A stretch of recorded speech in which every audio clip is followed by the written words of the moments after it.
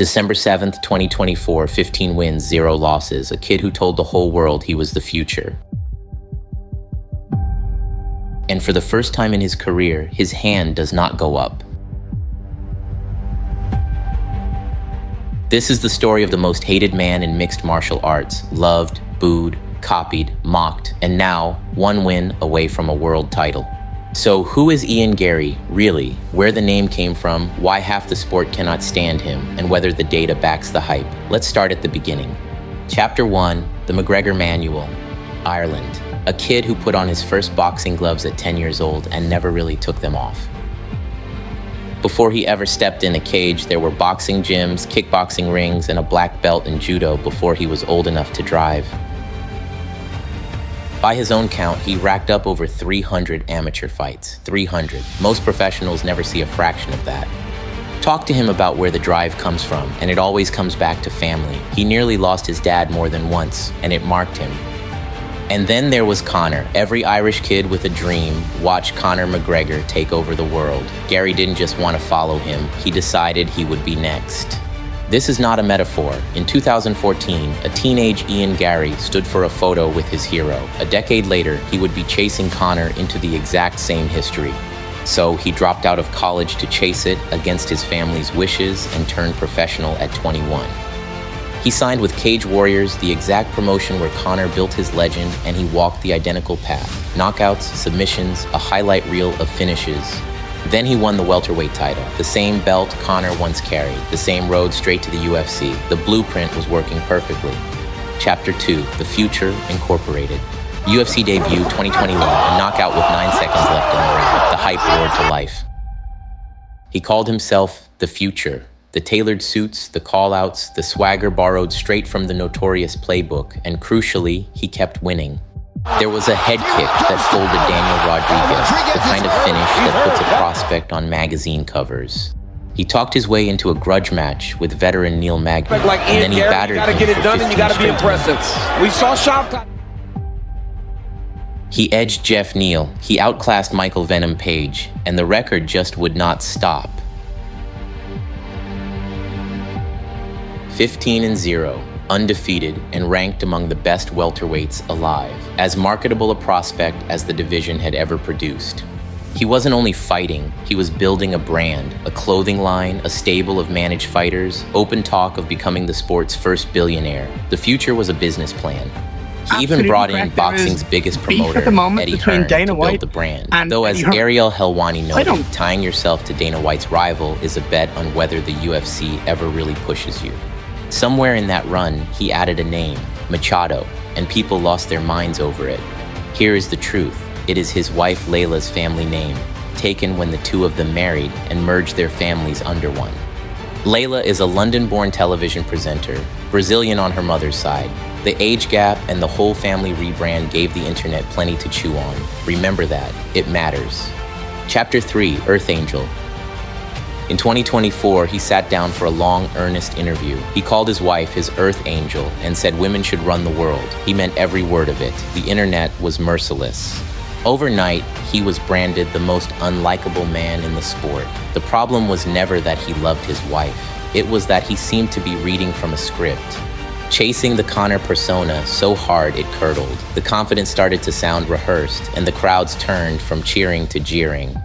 When a fan mocked his marriage, Garry marched over and told him to say it to his face. You can read that as loyalty, or as a man who cannot let anything go. And in the build-up to the biggest fight of his life, reports surfaced of an altercation that got him kicked out of his own gym. Alleged, unconfirmed, but it fed a growing story of a man cracking under his own hype. By 2025, disliking Ian Garry had become a sport of its own, and it was not just the fans. The fighters lined up to take their shots, too. But here is where this channel does something different. We separate the noise from the record. Take Strickland's jab that Garry took his wife's ex-husband's name. It is simply false. Machado is Layla's own family name. Her former husband was named Cullen. The joke traveled, the fact did not. There are uglier stories out there, including a family member said to have called him out publicly.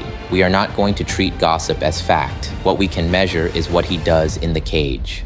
And here is the part his critics hate to admit. Love him or despise him, you kept watching. The villain sold tickets. That is a kind of power most fighters never get.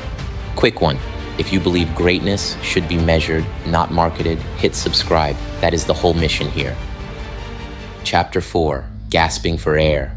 Every prospect eventually meets the one man they cannot talk past. For Ian Garry, that man was Shavkat Rakhmonov, undefeated, a finish in every professional fight of his career. For 25 minutes, the hype met reality. Garry was tough, he was game, but he was second best, and at the end of it, the zero was gone. Garry did not accept it. He said he won by opinion, that Shavkat was gasping for air, that the judges got it wrong. Then he went further. He posted a clip of a leg kick and claimed he had destroyed Shavkat's career, mocking the man who had just beaten him. The backlash was enormous, and a lot of it was fair. Strip away the noise, though, and the fight told a simple story. Against the best man he had ever faced, Ian Garry came up short. The ceiling was real. Chapter 5. The Mountain.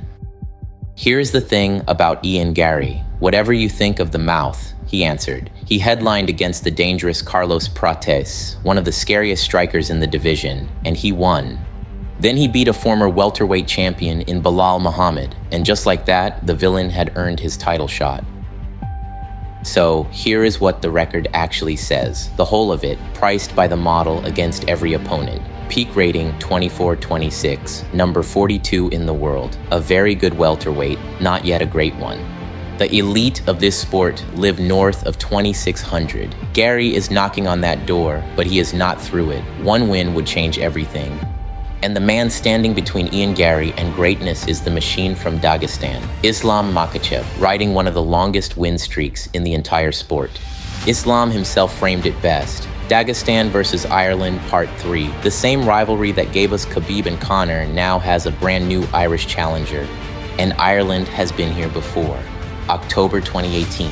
Another Cage Warriors kid turned global superstar, ranked 42nd in the world, walked in to face the Dagestan dynasty at its absolute peak.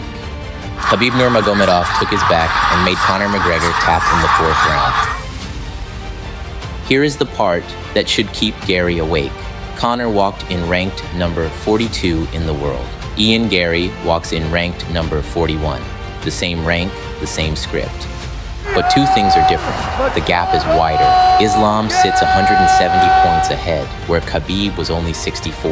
And this time, the Irishman is not the smaller man, he is the bigger one. The showman against the machine, the trash talker against a man who has answered every question ever asked of him with a takedown and a smile. And understand what is on the line. No Irishman has held UFC gold since Conor McGregor walked away. Win this, and Garry doesn't just validate the act, he becomes the very thing he spent his whole life imitating. So strip away the marketing, and the question is simple. Is Ian Garry a knockoff or the future? On August 15th, the copy fights the closest thing this era has to the real thing. And the cage does not care about hype, it never has. If this made you see Ian Garry differently, send it to someone who still calls him a fraud or someone who swears he is the future. Subscribe and we will see you at UFC 330.